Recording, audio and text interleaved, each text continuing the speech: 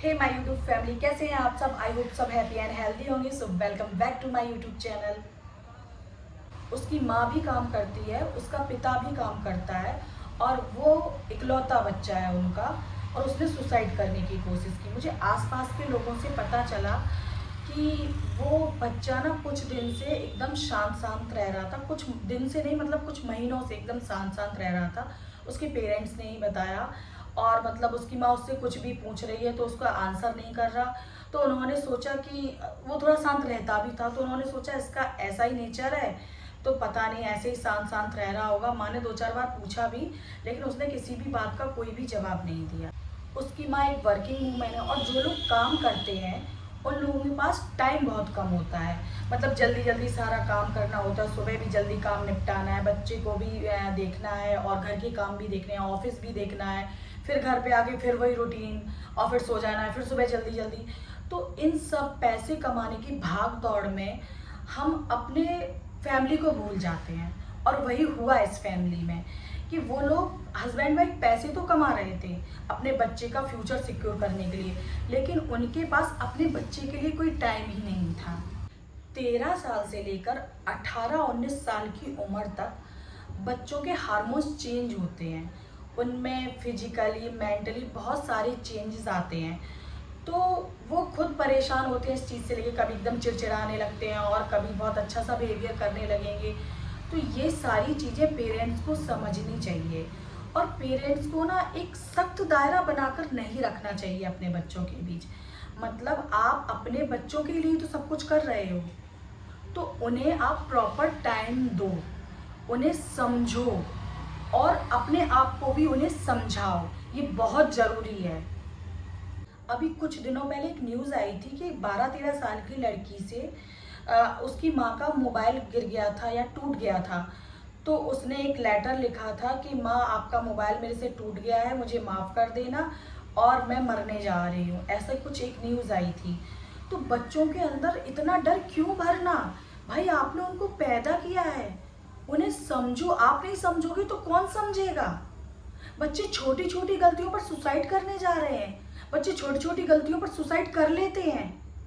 तो ये हमारे लिए, हम पेरेंट्स के लिए बहुत शर्म की बात है।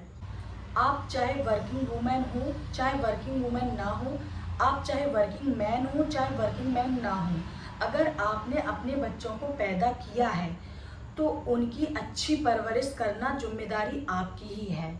उनका ख्याल रखना जिम्मेदारी आपकी ही है।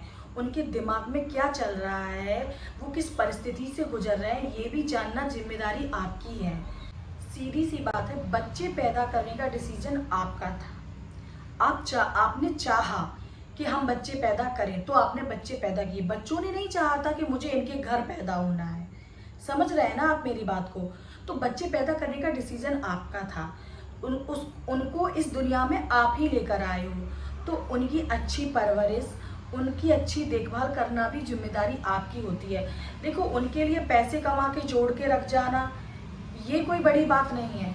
उन्हें टाइम देना, जिस टाइम पे उन्हें आपकी ज़रूरत है उस टाइम पे आप वहाँ अवेलेबल होने चाहिए।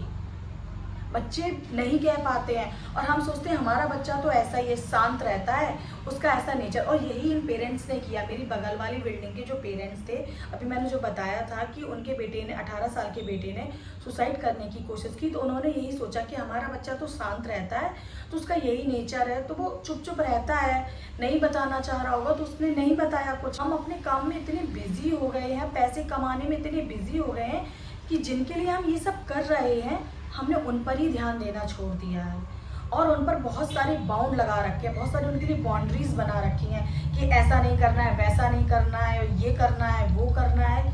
आप अगर उनको कोई बात समझा भी रहे हैं तो प्यार से समझाइए।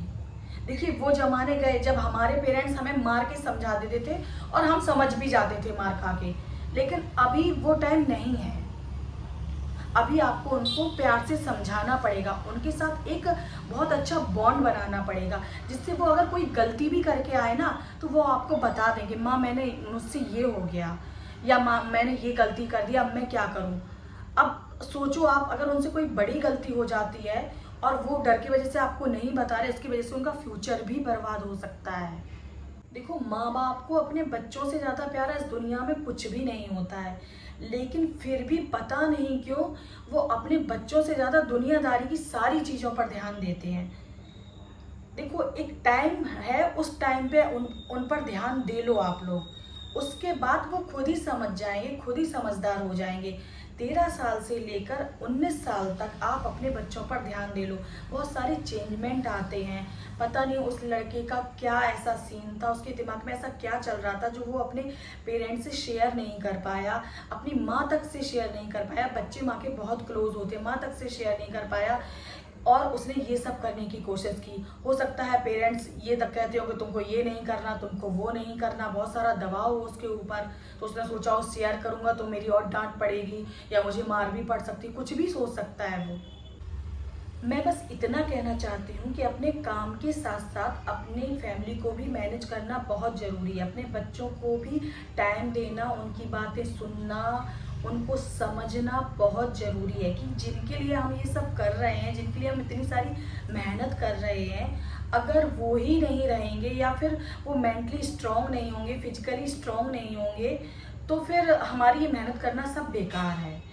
तो मैंने जब ये बात सुनी ना, तो मुझे लगा मुझे आप सारे पेरेंट्स से ये बात शेयर करनी चाहिए कि आप काम कर रहे हैं, आप उनके लिए एक बड़ा फ्यूचर प्लान कर रहे हैं, वो सब अच्छी बात है, लेकिन अभी प्रेजेंट टाइम में उन्हें आपकी ज़रूरत है।